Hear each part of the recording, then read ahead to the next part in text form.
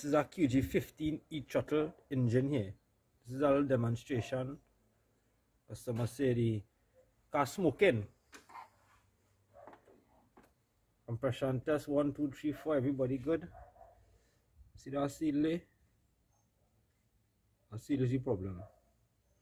That causing oil to go up in the intake. Go back in the engine.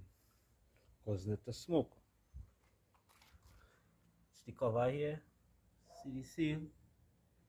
Not gone. Engine sludge. This is what has happened when you change your oil on time. Problems. Look at it. Look at it. Guys, you didn't change your oil on time. But hopefully we have to change the engine. We just have to fix that seal, clean up the engine, and everything like brand new again.